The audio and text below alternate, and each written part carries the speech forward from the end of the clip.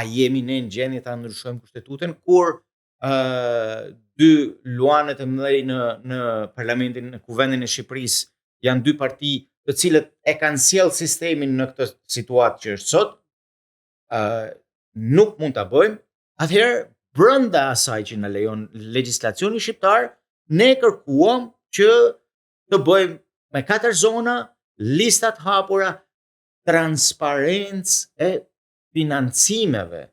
Pra se është shumë e domosdoshme. E thot edhe raporti OSBE-ODIR. E thoshte edhe raporti fundit Parlamentit Evropian. Edhe dje Parlamenti Evropian. Pra është shumë e domosdoshme kjo, financimet. Pse një parti nuk bën transparencën e parave që merr gjatë fushatës elektorale. Nga vijnë këto para? Pra janë pikpyetje shumë të mëdha. Pra pak a shumë këto janë ato pikat që ne kemi kërkuar. Mundësinë për listat pavarura, sidomos në zgjedhjet vendore, ku një listë e pavarur qytetare mund të marrë pjesë, nuk ka nevojë që të dali me një kandidat për kryetar partie, për kryetar bashkie, më falni. Por mund dali thjesht me një listë për Këshillin Bashkiak. Pra, këto gjëra rregullime, të cilat janë të domosdoshme për marrëvajtjen e qeverisjes si nivel lokal ashtu edhe në nivel qendror. Ndrojmë pak këtu, zotë Elesi, kjo është interesante. Kisha 2-3 pyetje të shkurtra.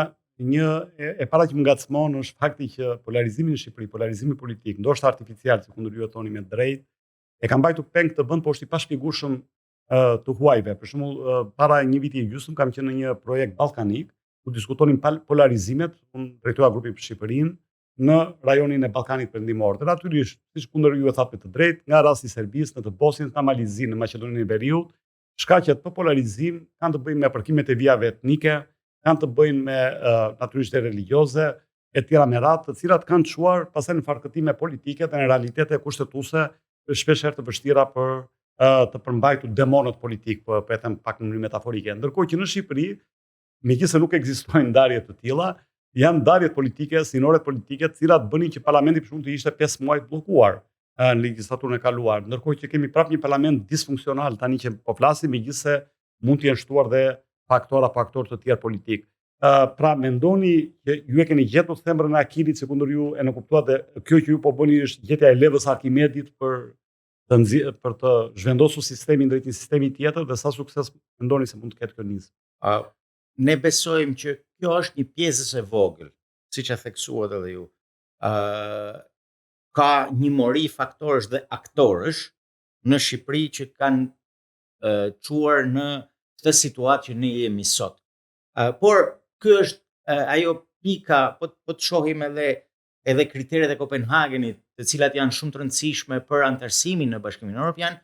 Pika e parë ka të bëjë me çfarë? Me zgjedhjet. Pra demokracia, nga fillon demokracia, nga zgjedhjet e lira dhe të ndershme. Pra nuk është ndonjë shpikje që kemi bërë ne. Ne thjesht po kërkojmë të marrim një model i cili aplikohet, nuk po marr shembull Italinë, Spanjën, Gjermaninë, Danimarkën.